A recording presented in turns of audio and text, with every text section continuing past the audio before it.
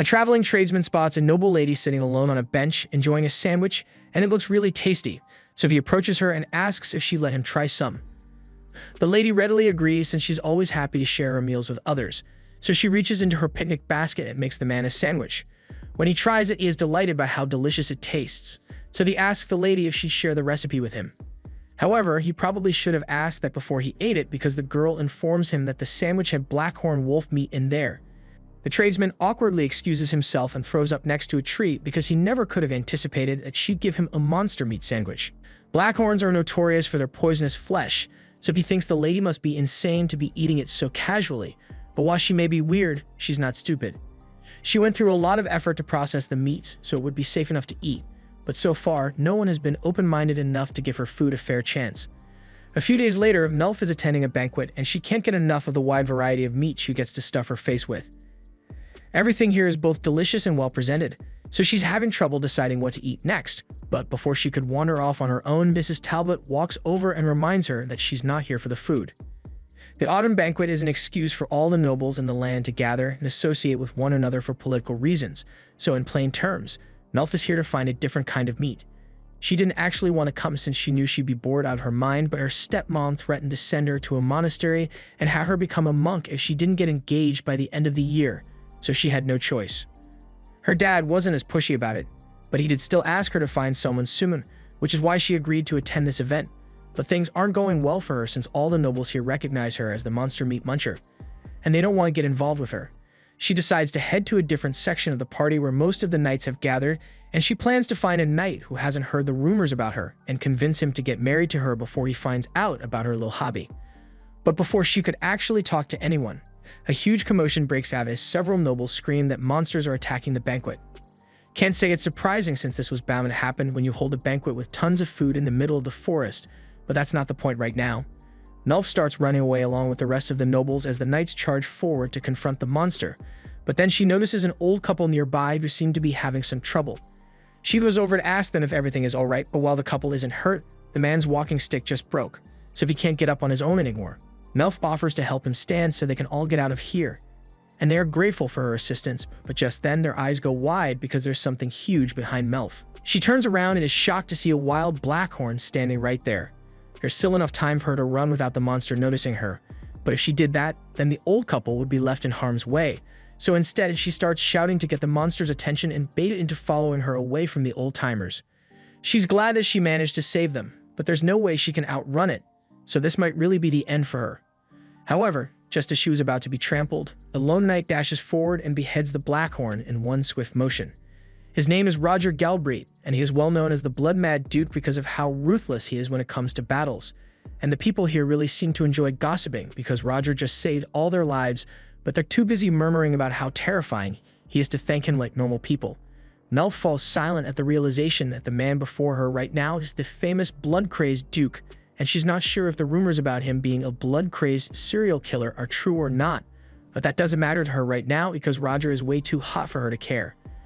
She gets up and introduces herself to him, which comes as a surprise to Roger since most women would have run away from him by now in a situation like this. Just then, Melf notices some of the Blackhorn blood dripping towards Roger's mouth, and she frantically asks him to wipe it off before he accidentally ingests it, because the blood of a corrupted Blackhorn is incredibly toxic to people. And even if it wasn't corrupted, she knows from personal experience that ingesting the raw blood of a beast will give you severe diarrhea. Roger doesn't know what to say at this point since he has never met a girl who knows so much about monsters, and Melf soon realizes that she might have freaked him out by talking too much. Roger appreciates Melf's concern, but he already has some holy water ready to deal with any potential blood poisoning.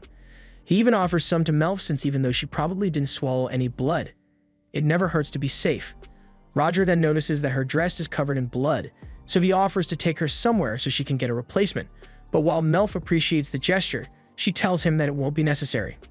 Monster blood washes out really easily with a little warm water and baking soda, so her dress isn't ruined or anything. But that's not what Roger was referring to. Most nobles are disgusted by the mere thought of wearing clothes tainted by monster blood, so he wonders why it doesn't seem to bother her. Without thinking, Melf blurts out that she butchers monsters all the time, so she's used to getting covered in blood every now and then. Roger is shocked to learn that Melf butchers monsters, and she realizes she has said way too much, so she apologizes for it. But instead of being disgusted by her, Roger bursts out in laughter because he recalls hearing rumors about Melf eating monsters, and he can't believe it's actually true. Monsters in this world are very different when compared to regular animals.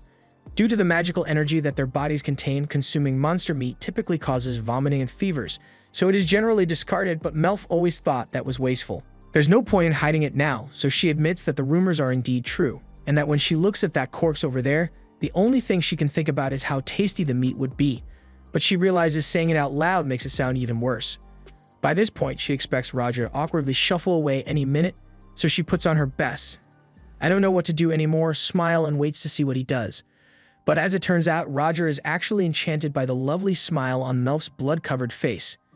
So much so that he can barely look her in the eyes, so instead he grabs her hand and starts leading her away from the party. After a while, Roger realizes he should probably say something so things don't get awkward, so he asks Melf if the monster meat actually tastes good. This isn't the first time someone has asked Melf this question, but it usually doesn't end well when she gives an honest answer. She tells Roger that blackhorn meat actually tastes a lot like beef, but while most would sneer and disregard her opinion as crazy talk, Roger actually seems to be taking her seriously, and that's a first for her, so she's really happy. She goes on to explain that the key to making the meat safe to eat is getting rid of all the magic in it, and she says that's easy enough to do during the bleeding process, so Roger asks her if she'd be willing to make some for him. Melf says she'd be more than happy to do so, but she does warn him that meat from mad beasts like the one he killed today tends to be a little rough on the stomach even with proper preparation, so he's going to have to wait until she can get her hands on some non-corrupted meat. Roger says he's looking forward to it, but in the meantime, he still wants to get Melf a new dress to change into, so he leads her back to his trute's pavilion. Roger's subordinate, Chaos, comes out to greet him upon his arrival, and after Melf introduces herself, he is instructed to get her a new dress to change into. In the meantime, Roger takes her to one of the tents and prepares a little bath of hot water so she can wash the blood off her face. Melf insists that there's no need for him to go so much trouble for her sake, especially when there's way more monster blood on him than there is on her. She tells Roger he should prioritize cleaning himself first, but that was always the plan, and he has already started taking his shirt off. He doesn't see anything wrong with it since he does it all the time, but Melf, on the other hand, is getting extremely flustered.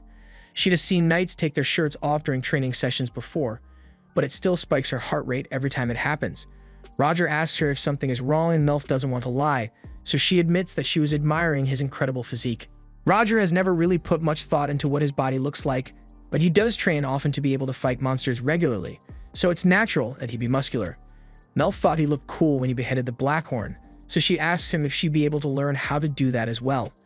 Roger says anyone can learn to do what he did, but in Melf's case, her arms aren't conditioned for it, so she'd be better off leaving the fighting to him. He asks her if there's any particular monster she'd like to try since he'd be willing to hunt it down for her. And as soon as he says this, Melf's eyes light up because there are so many things she has been dying to taste.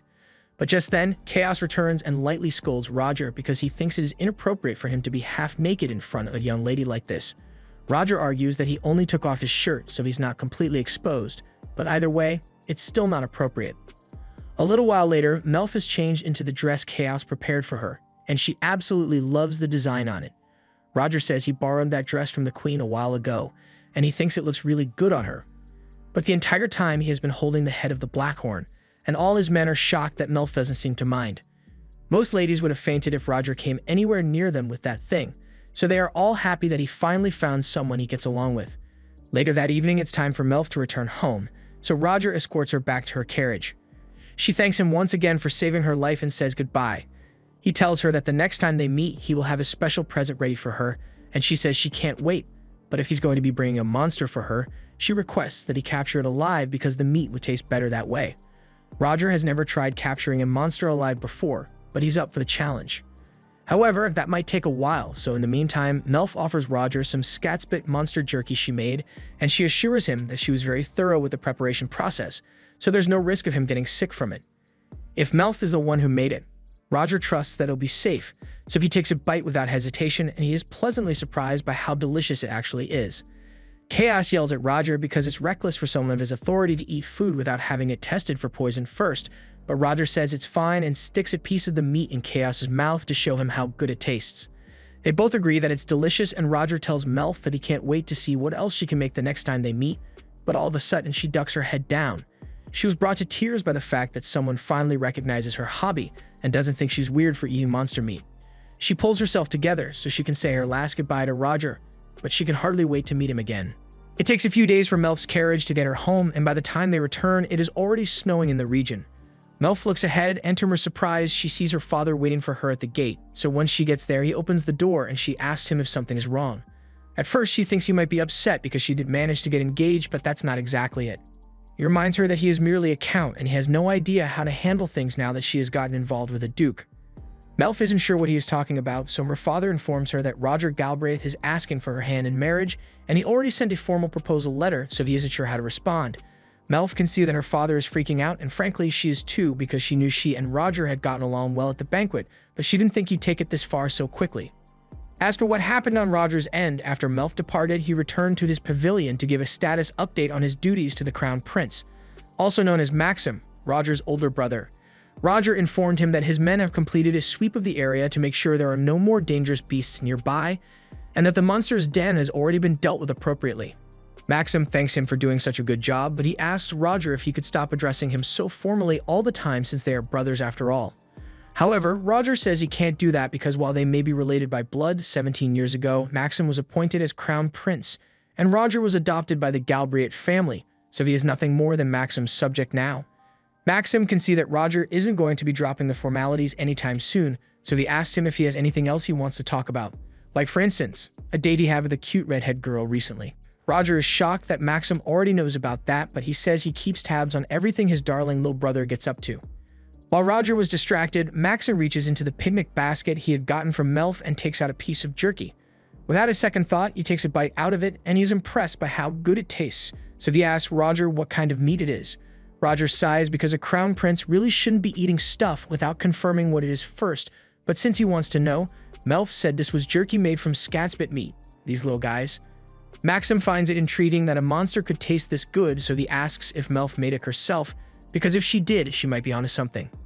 But the jerky aside, Maxim is much more interested in talking about what Roger plans to do with Melf. Normally, it'd be unheard of for the daughter of a count to be involved with a duke, but Roger has had an undisputed L streak with the ladies, so meeting Melf might be a once-in-a-lifetime opportunity for a loner like him. Roger has no interest in listening to his brother's teasing, so he says he has nothing more to report and walks out of the tent. He finds it annoying that his brother keeps butting into his business all the time, but he admits to himself that Maxim may be right. It's not often that someone takes a genuine interest in Roger, much less someone who is as brave and captivating as Melf, so he needs to think about his next move carefully. He eventually decides that the best course of action would be to fulfill his promise and capture that monster Melf had asked him for so he can surprise her the next time they meet. Meanwhile, back at Melf's home, she and her father are busy staring at the jewel-encrusted letter that was sent here.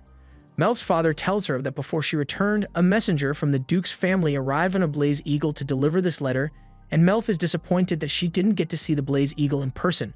But that's not the point here. Her father asks her what happened between her and the Duke, so Melf explains that she was simply attacked by a monster, so Roger stepped in to save her. Her father can't believe that's really all that happened because Melf had never so much as seen Roger before this banquet, and now he's asking for her hand in marriage. Melf takes a look at the letter, and it definitely looks like something Roger had written, since it talks about all the fun he had with Melf right before he asked her hand in marriage, but Melf can't help but wonder if there's some kind of ulterior motive here.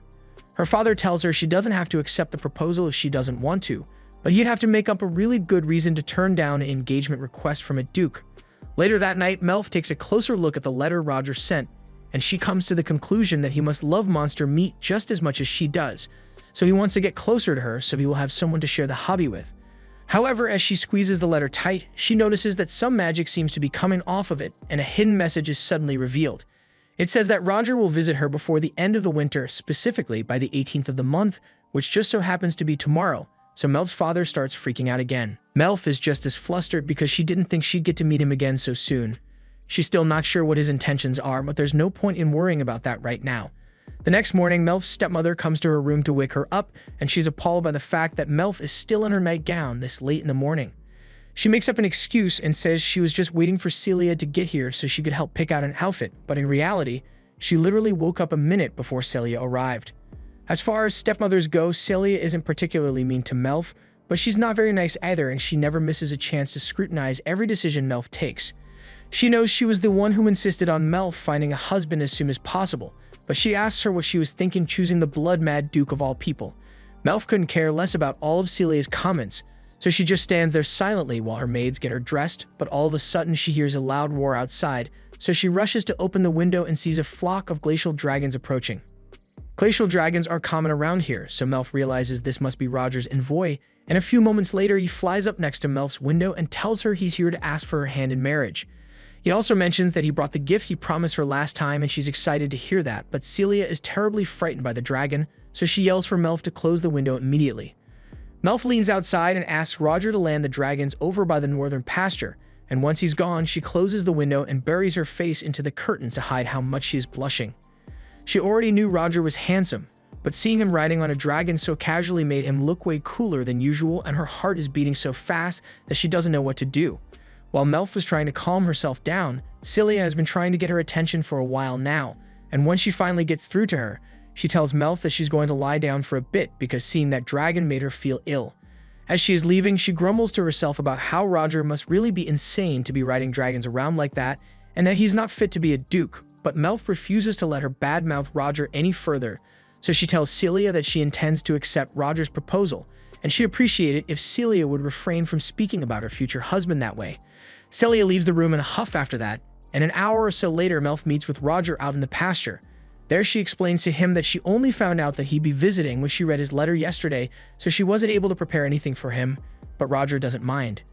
If anything, he should be the one apologizing for showing up so abruptly.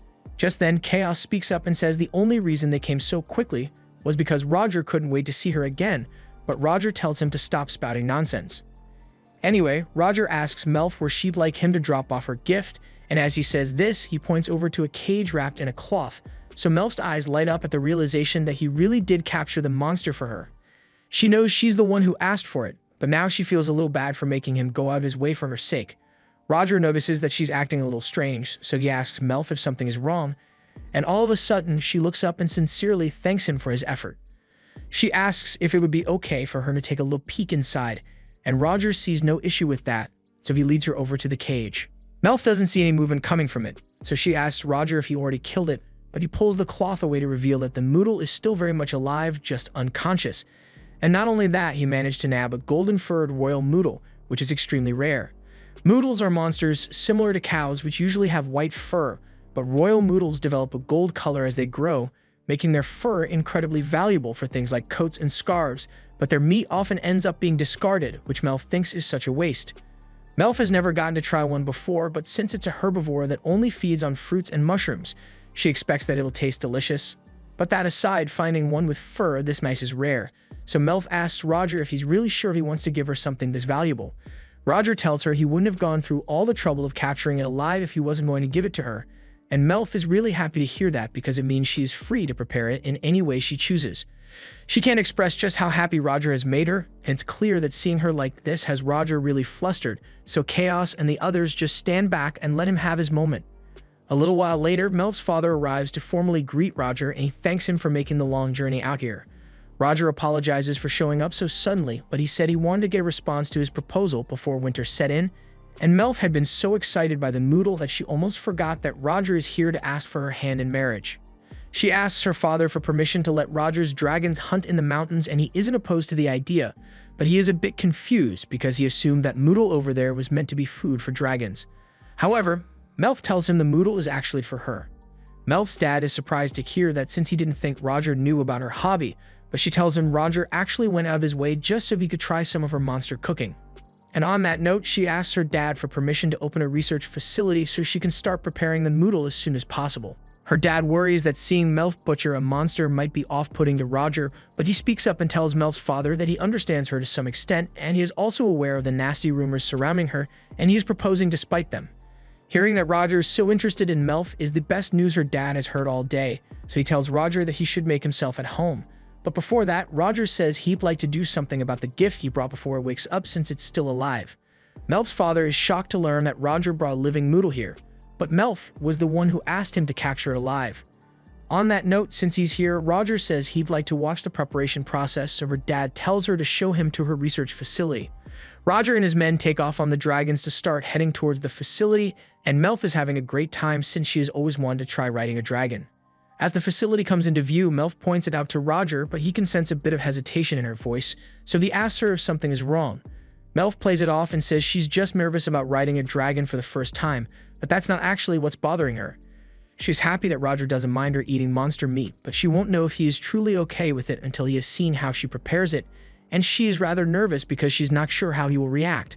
Upon arriving at the lab, Roger notices an ancient magic circle inscribed onto the floor. He asks Melf about it, so she explains that it was originally her mother's creation, but she made some improvements to it. She says this is what she uses to prepare the monster meat, and Roger thinks it's a genius idea, but he wonders how she manages to pull it off since it would be difficult to drain all the magic out of a monster corpse with just this circle. Melf tells him there's actually one more tool used in the process, so she goes into the storage shed and pulls out a quartz flask. She explains that she uses this to draw out the beast's mana and blood at the same time. And while it may look ordinary right now, once she starts the process and applies her magic to it, she says it will become a lot more colorful. Roger is impressed by Melf's craftsmanship, but now that she has explained how it works, she would like to request a favor from Roger. She knows this may sound a little strange, but she says she wants to see him use his sword to behead a monster again.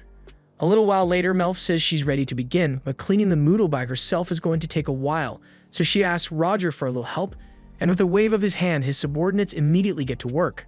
Knights are usually in charge of harvesting valuable materials from the monsters they kill, so they are really efficient at it, and in a few minutes, the Moodle has been completely sheared.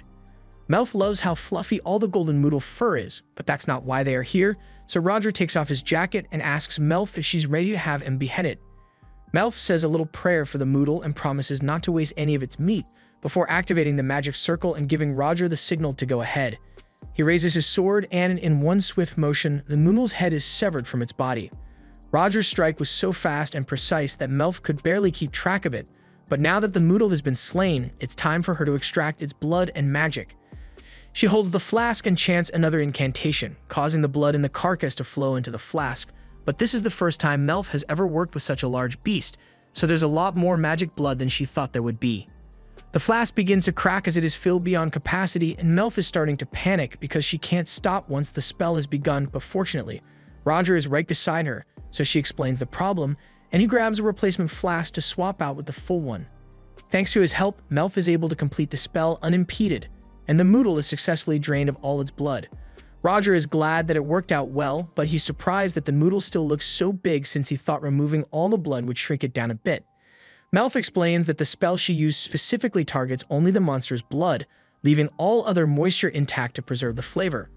Roger is once again impressed and asks how the spell was developed, so Melf explains that 17 years ago, this region was suffering a severe famine.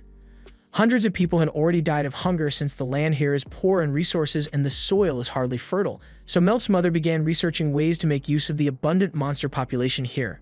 The process is still a bit complicated right now, but if Melf figures out a way to simplify it further, then anyone would be able to use it, and it would transform monsters from a dangerous nuisance to a valuable food source. That's why Melf chose to take the challenge after her mother's passing, but she admits that she also has a lot of fun sampling rare monsters from time to time. Roger can tell that Melf's goal is a noble one, but he has one more question he would like to ask. He holds up the flask of magic blood and asks her what she intends to do with it. Melf says she just uses the magic energy from it to start fires and power the lights, and this much should last around 2 months before she needs to refill, but Roger is surprised that that's all she uses it for. Melf asks if there's another way to use it, and Roger bursts out laughing at the realization that she really has no idea what she has achieved. He explains that Melf has accomplished something that even the royal court mages have struggled to do for years. She has found a way to extract and store pure magic essence in a bottle, and in the wrong hands, something like this could be used to create weapons of mass destruction. She had no idea she was essentially making bombs, but Roger says it's not a problem since he knows she would never harm anyone. He's just glad that the rumors about her drinking the blood aren't true, because with how bewitching her hair looked, he was starting to worry that she might be a vampire. Melf gets flustered by Roger's compliment, and she doesn't know what to say, so without thinking, she starts talking about how dazzling Roger looked when he rode in on his dragon earlier, until they both get embarrassed and just stand there in silence. This is becoming hard to watch, so Chaos interjects and reminds the two that there's still a lot of work to be done, so they awkwardly shuffle away. A little while later, Melf comes up to Roger with a hunting permit. Roger had fed the Moodle's organs to his dragon, but it wasn't enough for them, so he needs to go out and catch some more monsters before they become fussy. Just then, Roger's stomach begins to growl, indicating that he's really hungry as well, So even though they are technically meant to wait till dinner time, Melf suggests that it wouldn't hurt to try a few pieces of the meat right now. The two take a few cuts of the meat, and just as they are about to begin cooking, Roger remembers that he brought something special for this occasion. He takes out a slice mill and tells Melf to give it a try, so she tastes a small piece, and she is astonished by the combination of flavors it has.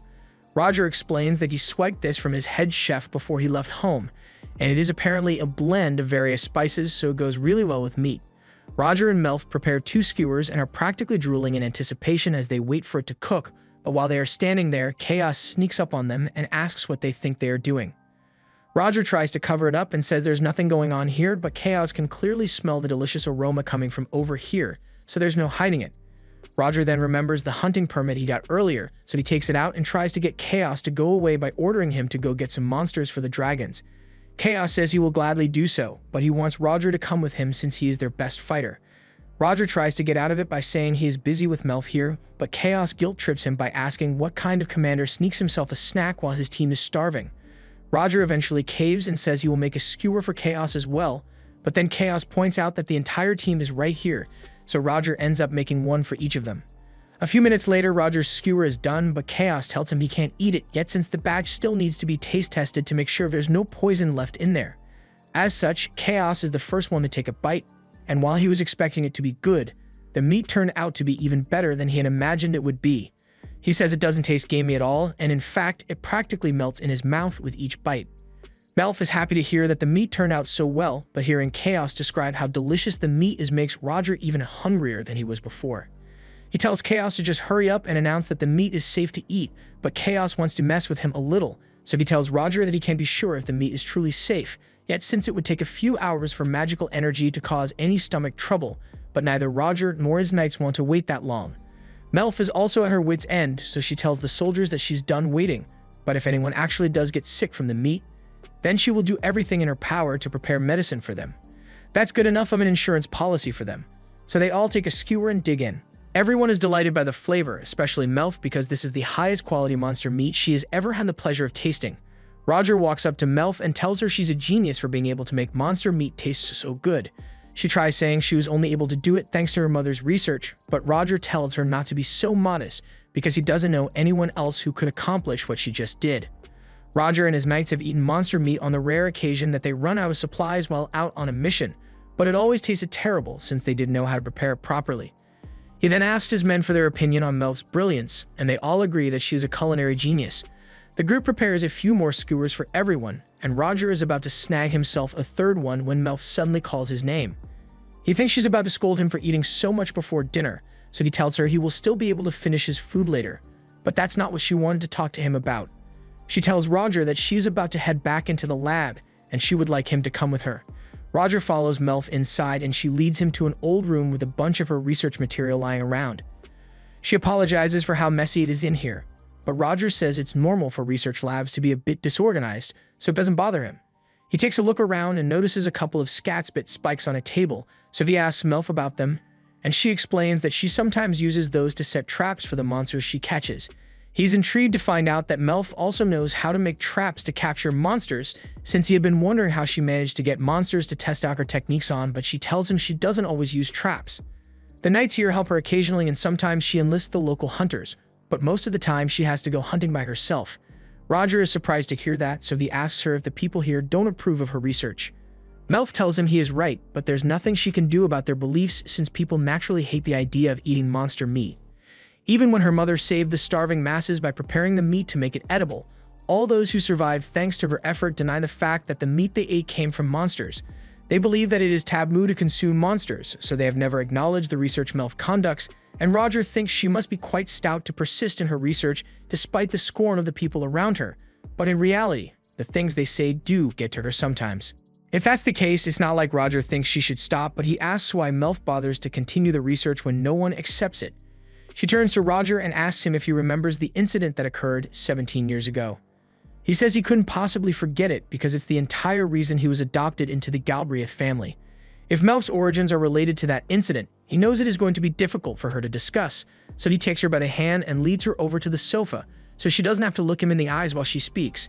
He reminds Melf that he came here to ask for her hand in marriage, so he did his homework on her family, and he has a good idea of the controversy around her research. but he says he doesn't want her to give up on it. He tells her that if she marries him, then with the resources from the Galbraith family, she would be able to continue working unimpeded. Melf tenses up a little and tells Roger that if he wants to learn about her research, then she will be more than happy to teach him everything she knows, so there's no need to force himself to marry her. However, that's not what he meant at all. He says she's the one he wants to learn about, and he knows he's not exactly the best option for a partner since he is well known as the blood-mad Duke, but he wants to know what Melf thinks about him. He looks to Melf for an answer, but she is too stunned to speak right now because this entire time, she had convinced herself that Roger was only interested in her because of her monster meat research, so she can't believe he actually likes her as a person. Roger asks her what she thinks of him as a partner, and Melf had really given it much thought till now, but marrying Roger would actually work out pretty well. Her father was willing to accept it even if she got engaged to a knight, so he has no reason to object to a duke. Furthermore, when she thinks about getting to spend every day with a man like Roger, her heart skips several beats at once. However, she is still on the fence about it since she definitely looked inferior standing next to him, and she wouldn't want to bring Roger's image down, but the offer is too good to pass up. She asks him why he chose her out of all people, since a man of his social status would have many potential brides aiming for him. Even if they were to get married, she doubts Roger's family would approve of it since even though the negative views regarding monster meat aren't as common over in Galbraith, no one would want to be associated with the rumors surrounding Melf. However, Roger cuts her off and says he thinks his people would actually be very welcoming to her.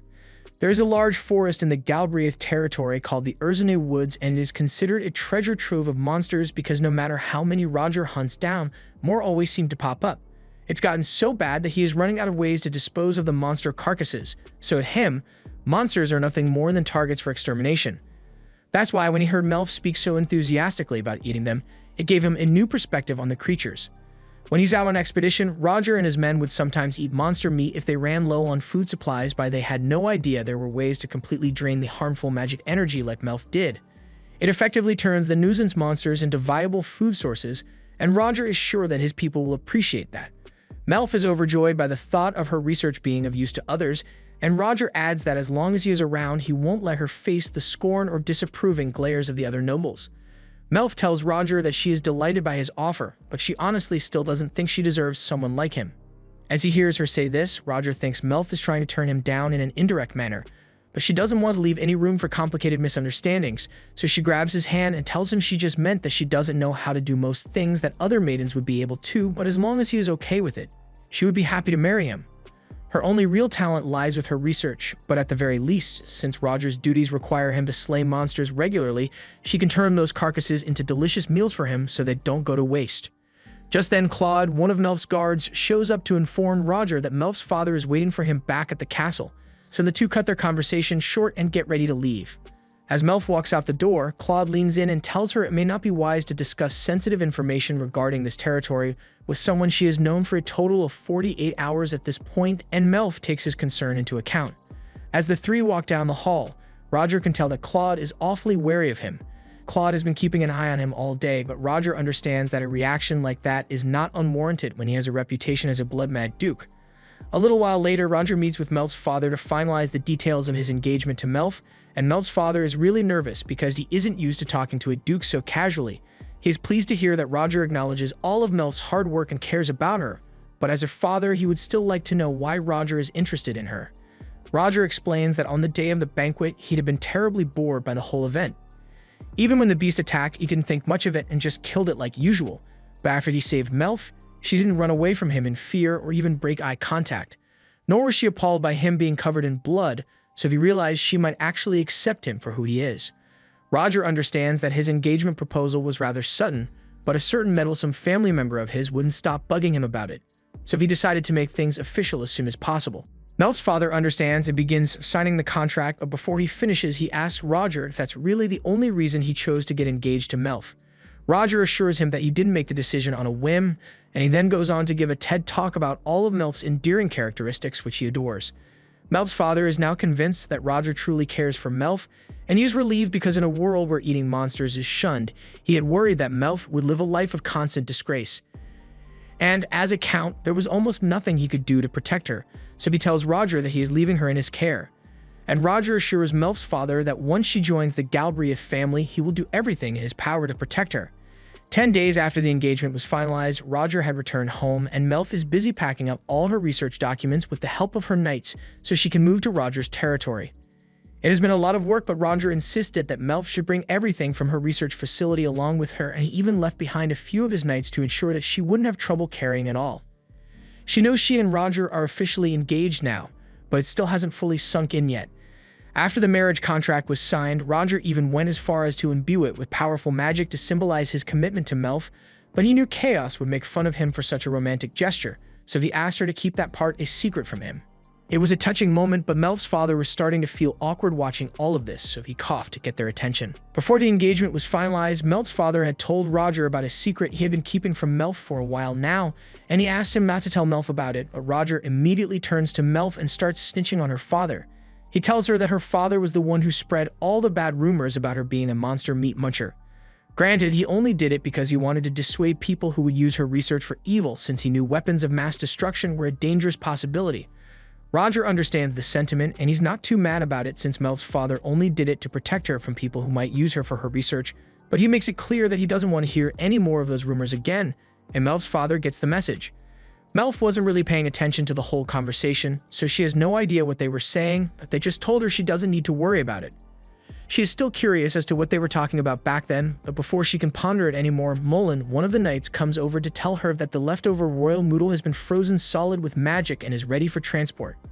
He also asks what she intends to do with the noodle fur, so she tells him she's going to leave that behind for her father and stepbrother to make golden coats out of. She thanks Mullen for his help, and with this, she should be fully packed by the time Roger comes to pick her up. But now that she thinks about it, she wonders if engaged couples are meant to move in together so soon. The reason Roger was so insistent about it was because once winter hits, no one will be able to travel to or from the Martial Raid territory, so he wouldn't be able to see Melf for a whole 6 months if she stayed here. Just then, there's a knock at Melf's door, and the head butler, Herman, comes in to inform her that her escort has arrived. Herman has taken care of Melf since she was a little girl, so he is sad to see her go. But this is a joyous occasion. As Melf walks out of her room, it finally dawns on her that she won't be returning for a long time, so she wants to see her father one last time before she leaves. She heads over to his room and knocks on the door, but when she walks in, she finds Celia sitting on the couch waiting for her. Melf asks Celia what she's doing here, but she responds saying that even if she's only Melf's stepmother, she still wants to see her stepdaughter off before she leaves home. Melf asks where her father is, so Celia tells her he's outside making sure all of Melf's stuff is being handled properly. Melf really doesn't have anything to say to Celia, so she tries to keep the conversation brief and excuse herself as soon as possible, but all of a sudden Celia scoffs and says she doesn't know how Melf managed to seduce a duke, but she wants to make it clear that her son is the sole heir to the Martial Raid family. Melf says she understands that, and it's pretty obvious since she's literally marrying out of the family, so she has no reason to care. Celia tells Melf that even if Roger kicks her out, she won't be welcome back here, and to that, Melf says, "I'm glad I won't have to stare at your raggedy face anymore." At least that's what she wanted to say, but instead, she just politely excuses herself and leaves the room because she doesn't want to cause any problems. She then heads down to the courtyard where her father has just finished, and he asks her if she's ready to go. He tells Melf she looks good in that coat, and it brings back a lot of memories for him because it's the coat that Melf's mother, Elise, wore when she got married to him. Melf had no idea that this coat used to belong to her mother, but since she was originally from the south, the cold winters here must have been a shock to her. Melf's father remembers how excited Elise was to play in the snow for the first time here, so much so that she overdid it and ended up getting sick shortly after. Melf laughs a little because she had no idea her mother was so silly at times. Her father wishes he could share more stories about her mother with her, but a few moments later, Roger arrives and says he is here to pick Melf up. He asks her if she is sure she has everything she needs since there's still a large pile of stuff over there, but she tells him those are all just early drafts of her research materials, so they aren't of much use to her anymore. Roger asks her if it's okay to have them burnt since he wouldn't want her research to fall into the wrong hands, and Melf says she's fine with that. After that, Roger turns to Melf's father and tells him he will be taking his daughter now, so he helps her up onto the back of his dragon and prepares to leave. Melf's dad is sad to see her go, but at least she'll be back to visit once spring comes next year. However, Roger tells him he was actually planning to keep Melf with him until their wedding date in the fall. This is the first Melf's dad is hearing of this, so he asks Roger what he will do about everything Melf needs to get to marry into the Galbraith family. Roger says he already plans to provide Melf with everything she could ever need, so Melf's dad doesn't need to worry about it. Also, since burning all of Melf's old research is bound to be a chore for them, Roger says he will handle it right now. He then points his finger at the trash pile and casts some magic, setting it all ablaze with huge pillars of fire. From the ground, Claude yells that Roger went way too far with that firepower and he apologizes, but he just wanted to show off a little in front of Melf. He also thanks Claude for looking out for Melf this entire time, and he sees great potential in him as a knight, so he tells Claude he is welcome to work in the Galbraith Knights Order if he wants to. She actually likes having him touch her hair, but it's still really embarrassing for her, so she's getting flustered. Late into the night, Roger and the other knights equip their dragons with glowing lights so they don't lose track of one another, and Melf finds it intriguing because she's sure that from below, the dragons must look like shooting stars to the people. They happen to be passing over the port town of Anver, and it is pretty late, so Melf asks if this is where they will be spending the night. Roger tells her he actually planned to keep flying until they reach the fort of Rittard, but if Melf is uncomfortable with the idea of sleeping in a fortress, he would be more than happy to arrange accommodations for her in the city, but Melf is actually quite excited by the idea of spending the night in a fort. Roger is surprised that she's okay with it, since the fort basically has rock-hard beds and nothing else, but Melf says she's fine with that. The main reason she wants to go there so bad is because the fort is right next to a river, and that would make it easy for her to catch some fresh fish monster right at the peak of spawning season. Till now, she's been limited to capturing the monsters that wander into the Martial Raid territory, but there are so many more options out here, and she wants to try them all. Roger understands Melf's point, and if she really wants to catch some fish monsters, he happens to know that Xanazes are quite common around this time of year, and Melf says she'd love to try preparing one as soon as possible. Roger is eager to taste it as well, but he reminds Melf it may take a while to catch one since they'd have to set a trap and wait for it to fall in.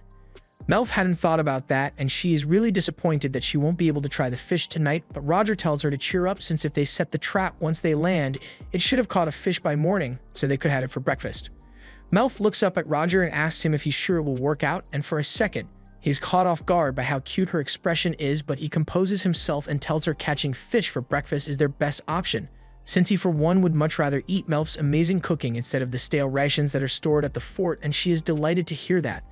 Now that she thinks about it, she recalls Chaos mentioning that Roger and the other knights had only ever had dreadful experiences with monster meat before they met her, so she asks Roger if he has ever cooked monster meat before.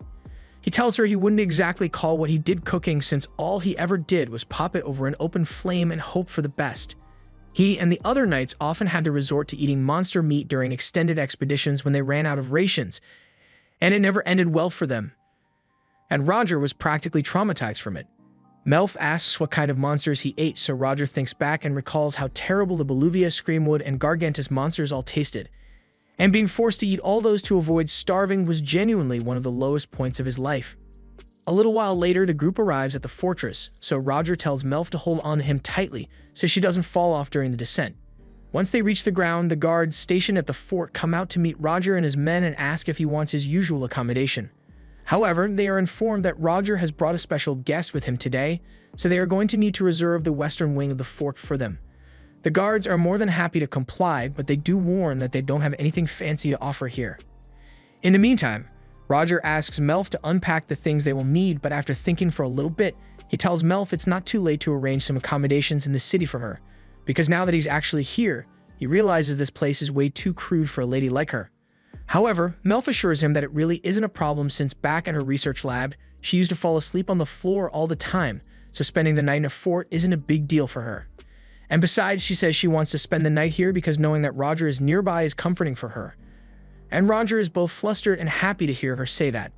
Shortly after, he leads Melf to the room she will be spending the night in, and he tells her she can go to sleep right away if she wants since she must be tired from the long journey over here, but on the contrary, Melf tells him that the ride was really comfortable thanks to him keeping her warm, so she feels fine. Just then, Melf smells something cooking, and she does not like it, so she immediately heads to the kitchen to intervene. There she finds Mullen and Zeth in the middle of cooking a large pot of porridge for everyone in the fort, and she doesn't mean to be rude, but she tells them such a meager pot of porridge couldn't possibly satiate all the hungry knights here. That's why she suggests they should add some of this to it for extra flavor.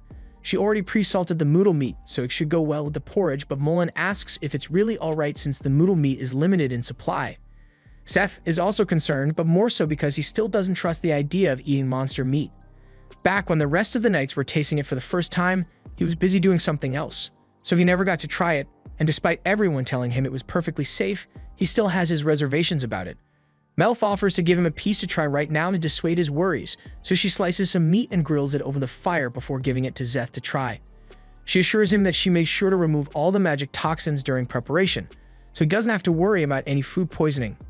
Szeth nervously grabs the meat, and since he's getting some, Mullen asks Melf to make a piece for him as well, and she's more than happy to. Szeth still isn't convinced that this is safe to eat, but Mullen tells him he's missing out because this meat is one of the best you could ever eat. Once Melf is done cooking Mullen's piece, he thanks her and eats it without any hesitation, praising Melf for her amazing cooking skills. However, all of a sudden, Roger shows up and he doesn't look happy about the fact that his soon-to-be wife is cooking for other men besides him. Melf tells him there's no need to be so upset because she already made some for him as well. Roger refuses to eat it because he's not done sulking yet. Melf doesn't want the meat to go to waste, so she thinks back to the time that her little brother refused to eat his food and recalls how the maid used to feed him, so she decides to do the same to Roger. She tells him to open wide, and Roger is so surprised that he inadvertently opens his mouth, and Melf seizes the opportunity to put the meat in there. She asks Roger what he thinks, and he admits that he really enjoyed the meat, so he can't really be mad anymore. Since Roger and Mullen have already eaten theirs, Szeth decides to do the same, and he is pleasantly surprised by how good it tastes. Melf is glad to hear that he likes it, but there's still a lot of work to do, so she asks for some help incorporating the moodle meat into the porridge. Later that night, as the knights all receive their meals, they are all stunned by how good the meat tastes, and it really boosts their morale. Melf is glad that everyone seems to be enjoying their meals, and Roger compliments her for finding a way to make the porridge taste so good. Melf tells him she didn't really do anything special, she just chopped some of the moodle meat into fine cubes and fried it before mixing it into the porridge. Regardless of how simple it was, Roger is still really impressed by her cooking. And come to think of it, everyone here has eaten except Melf herself, so he holds out a spoonful of porridge and tells her to open wide. Melf's cheeks go red as she realizes what Roger is trying to do, and she did do it to him earlier, but now that she's on the receiving end, she realizes it feels really embarrassing. She tries telling him that she can feed herself, but Roger insists on being the one to do it, so she gives in and lets him feed her. She really enjoys the taste, so she tells Roger she can eat the rest on her own, but he isn't satisfied yet, so he tells her to open up for the next bite. After he is done feeding Melf, Roger tells her he has something he wants to discuss. He says he wants Melf to stop addressing him so formally, and now that Melf thinks about it, she uses Roger's title a lot when she's talking to him. But since they are engaged now, there's no need for such formalities, so she agrees to address him casually from now on. Hearing her say his name so endearingly is music to Roger's ears, but all of a sudden his eyes flash gold and he winces in pain. Melf becomes worried and asks for someone to come over and check on Roger, but as Mullen comes running over, Roger tells him there's no need to worry. He simply lost control of his magic power for a moment, and while he does have a bit of a headache now, he says he is fine. Melf begins to worry that this may have been caused by her feeding him monster meat, but Mullen assures her that this isn't her fault.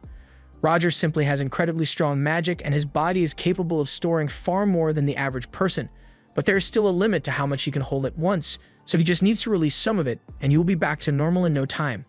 To make Melf feel better, he tells her that this is the perfect opportunity to go hunting for some fish monsters, since it will give him a chance to expend his magic, so he says he will head out first thing in the morning, and Mullen says he will join him.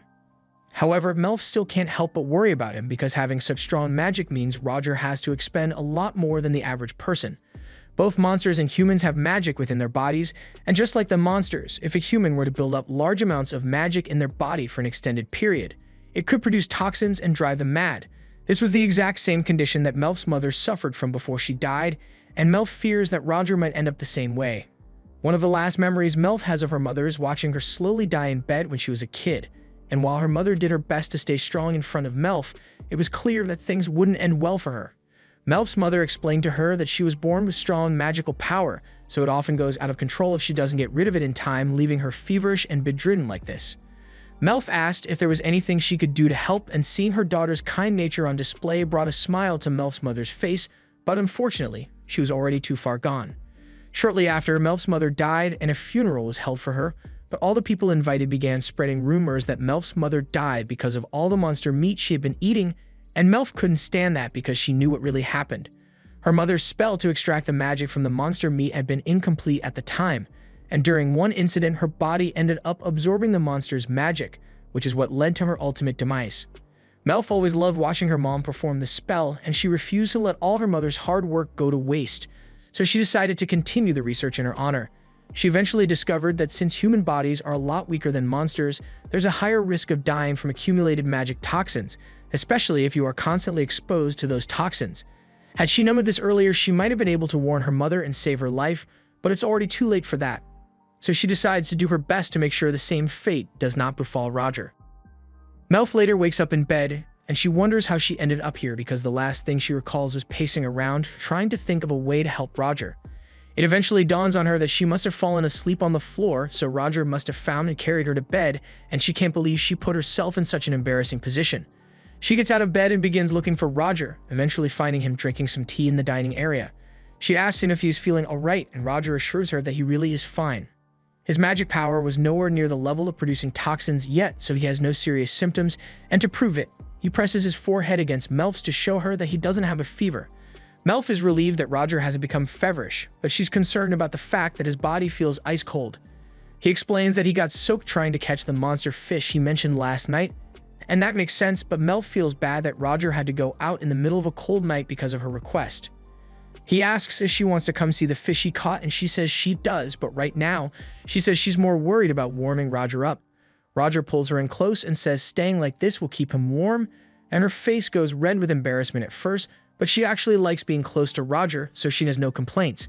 Melf asks if Roger has already killed the fish, but he says he didn't and tells her it should still be swimming in the metal net he set up down by the river. Melf is excited to hear that, and since it will be dawn soon anyway, she says she'd like to start preparing the Xanas right away, and Roger likes the idea of that, so he says he will come with her, but Melf objects to that because she feels bad that Roger hasn't gotten any sleep since he spent all night catching the Xanas. He assures her that he is perfectly fine, but if she really wants to make him feel better, then he would really like a hug right now. Melf blushes and says she hasn't had a bath yet, so she is still dirty, but Roger says he doesn't mind since after all the work he did to catch the fish, he's probably dirtier than she is. Melf turns away in embarrassment, and Roger seizes the opportunity to hug her from behind, which gets her really flustered. Just then, Szeth happens to walk in and Melf awkwardly greets him, so he greets her back, but after getting a look at the situation, he feels like he's interrupting something, so he turns away. A little while later, once the rest of the knights are awake, Melf informs them that she plans to start preparing the Xanas from breakfast, but she's going to need someone to get some flour and oil for her since she wants to try battering and frying the fish. Szeth offers to go get the ingredients, and while he's doing that, Melf and Roger head outside so they can start walking to the river. Roger asks Melf if she has everything she needs, and she confirms it, cheerfully showing him the magic circles she made on some oil paper. Roger is intrigued since he had been wondering how Melf intended to extract the magic from the fish out here. She explains that she had originally intended to create a magic circle out by the river, but the water probably would have washed it away, so this was the next best option. A little while later, they arrive at the river, but Roger tells Melf to stand back a bit since the Xanas is still quite dangerous. He then orders the knights to pull up the net, and he warns them to be careful since monster fish are quite strong when they are in water, and a single blow from it could break a bone. As Roger is giving them orders on how to bring it up safely, Melf is mesmerized by how manly and assertive Roger is in situations like this. The Xanas is soon dragged up to the surface, and when Melf gets a good look at it, she is shocked because it's a lot bigger than she thought it would be. She has seen illustrations of it before, but it is much more magnificent in person, and she really wants to get a close look. However, Roger stops her. As much as he enjoys seeing Melf so enthusiastic, he reminds her that the Xanas could easily rip her arm off if she got too close, so it's best not to risk it. Anyways, now that the fish is out of the water, Roger asks Melf if she's ready for him to behead it, but to his surprise, she raises a sword and says she wants to do it herself. She thought that since this is just a fish, then maybe she would be able to handle beheading it, but the sword turns out to be way too heavy for her to handle, and considering the size of the Xanas, she realizes she would never be able to behead it properly like this. Roger tells her not to be too upset about it, since it takes a lot of practice to become proficient with a sword, so for now, she can just leave the dirty work to him.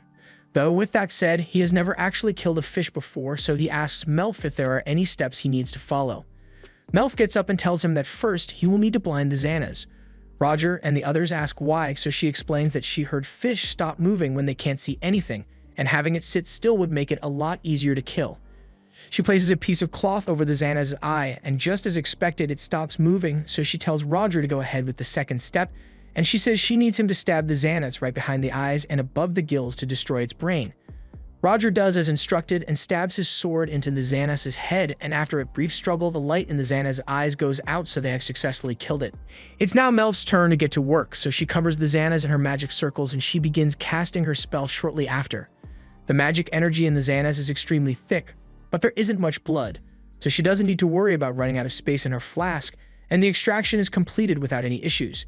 She asks Roger to hold on to the flask of magical energy, and now that the fish has been drained, she had planned to have it beheaded by Roger, but she feels bad asking him to do things like this all the time, so she asks him if he could teach her how to behead beasts on her own. Roger chuckles a little because he appreciates Melf's enthusiasm, but he tells her he is fine with beheading as many beasts as she needs him to because being involved in her cooking brings him great joy. Melf is really happy to hear that, so she tells Roger that she also enjoys having him help with her cooking. Back home, she always had to do her cooking and research alone because her father was too busy to help, and most other people thought she was a weirdo, so having Roger and his knights be so enthusiastic about helping her is a nice change of pace.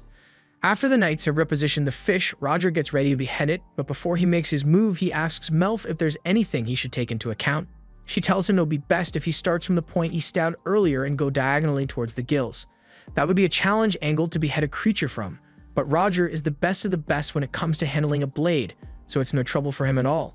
Melf is amazed that Roger was able to cut it so perfectly, leaving all the flesh intact, and the other knights are just as impressed as she is. Later on, they return to the fortress where Szeth has just finished setting up everything they'll need to cook the fish. He apologizes for the inconvenience, but he says they are going to have to cook outdoors since the fortress's kitchen isn't big enough. However, Melf doesn't mind since it'll be easier to clean up afterwards this way. First, she'd like to remove the fish's skin and scales, so she asks if anyone has experience with something like that, and a knight named Ambry raises his hand, telling her that he should be able to handle it. Melf thanks him for volunteering, and a few moments later, Ambry starts slicing the skin off the fish. It takes a bit of effort, but Ambry does an immaculate job.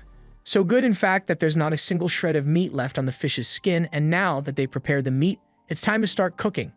Melf prepares 2 pots of boiling oil, one at a lower temperature than the other, and she plans to fry the meat in 2 stages to get the best results. Roger has never heard of this method of cooking before, but he really wants to be involved, so he asks Melf if there's anything he can do to help. She wasn't expecting Roger to be interested in the actual cooking process, but since he wants to help, she asks him to pay attention to the temperature of the hotter pot of oil, but she warns him to be careful so he doesn't get burned. In the meantime, she gets started with the batter, and it's pretty simple. Normally she would add some eggs, but they don't have any, so she's just going to mix some water, flour, and spices together. After that, they will dip the pieces of Xana's meat in the batter and begin frying it in the cooler pot of oil.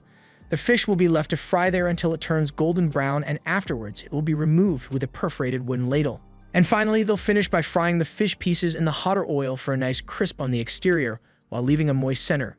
Once the first batch is done, Melf serves some to Roger while the other knights follow her instructions and begin cooking the rest of the fish. Roger also tried making a batch since he wanted to be involved, but he messed it up a little, so his fish turned out burnt. Melf tells him not to worry about it since not many people can get it right on the first try and his batch is still edible, but it may be a little dry. To show him that it really isn't that big of a deal, she asks him to feed her one of his pieces, and Roger is hesitant at first since he wouldn't want to feed Melf such substandard food, but she says she wants to eat it because Roger is the one who did the cooking. Plus her hands are still all sticking from the preparations earlier, so she can't exactly feed herself. Melf opens her mouth for Roger to feed her, but since those are still pretty hot, she asks him to blow on them before he puts them in her mouth. Roger understands, so he carefully blows on the fish, and after making sure it's not too hot, he gives it to Melf so she can have a bite. She is pleasantly surprised by how chewy the dry fish meat is, and Roger is surprised to hear that his botched cooking attempt actually tastes good, so he gives it a try, and he really likes it too. They then try the moist ones, and Melf loves how fluffy they are. But she also really liked the chewy dry ones, so she isn't sure which version to make. Roger suggests they should make both since the knights are bound to have divided views on which type is better, so they made a lot of the dry and moist versions. As expected, a bunch of knights seem to really like Roger's dry version, and since it contains less moisture, it could even be taken out on missions as food rations. She hadn't even considered how useful it would be to have dry fish, so she thanks Roger for opening her eyes, but he doesn't think he deserves any praise since it was a complete accident. On a side note, he asks Melf if she's alright since she has been standing all morning, but she says she's fine, and besides, she was having a lot of fun with Roger by her side. Roger is happy to hear that, but just then he notices that a few of the knights are carrying dishes inside, so he asks why the tables aren't being set outside. Melf explains that she asked the chefs to make some bread and vegetables to go with the fish, so they set everything up in the Great Hall. Melf then tells Roger to get going since none of the other knights will start eating until he arrives. Roger understands that, but he asks why Melf isn't coming with him. and she tells him she will head over once she is done disposing of the oil they used. He still doesn't want to go, but Mullen ends up pulling him away, and once they are gone, Melf starts quenching the firewood that was used. She feels a little guilty for making Roger go out his way like this, since even if he says he's happy to help, it's important for him to get adequate rest, so she didn't want to make him help with the cleanup as well. Just then, Zeth and Ambry show up and they offer to help Melf get the cleaning done as soon as possible, so they can all enjoy a wonderful meal together. Melf is grateful for the help, and since they are here anyway, she asks them if they'd like to try some of this. Zeth and Ambry take a look at the bowl she's holding, and it looks like there's some Xana's meat in there, but it looks a little different from the other batches. Melf explains that this is the Xana's belly meat and it's not fit for frying, so she didn't want to serve it to the knights earlier, but she wants to get their opinion on it. They both take a bite, and they aren't delighted by how good it tastes, though Ambry says it would taste better with a little sour fruit juice to go alongside it. Seth points out that a bunch of fruit was prepared for breakfast in the hall, so they might be able to get some juice there, and Melf is delighted that the belly meat won't have to go to waste, so she asks Zeth and Ambry to hurry to the hall with her before all the fruit is gone. Once Melf arrives at the hall, she finds all the knights enjoying their meals, and once Roger notices her, she calls her over and have a seat next to him.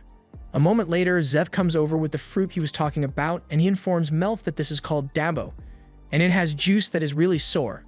Melf pours some over her fish to give the combination a try, and she is delighted by how well the flavors go together. Roger sees the sheer glee on her face, and he starts to wonder if it's really that good. Melf offers some to him and asks if he happens to like sour food, but Roger has never really tried eating anything that's sour before, so he doesn't know what it tastes like. He's willing to give it a try, but as soon as the fish and juice combo hits his taste buds, his face scrunches up because sour tastes way worse than he thought it would. He doesn't want to hurt Melf's feelings by saying he doesn't like it, but she can tell by the expression on his face, so she makes a mental note to avoid sour flavors whenever she's serving him food from now on. After breakfast is over, it's time for them to resume their journey to the Galbraith Castle, so Roger tells everyone to get back on their dragons and they all take off. This was the end of episode 6. Subscribe to not miss the next part.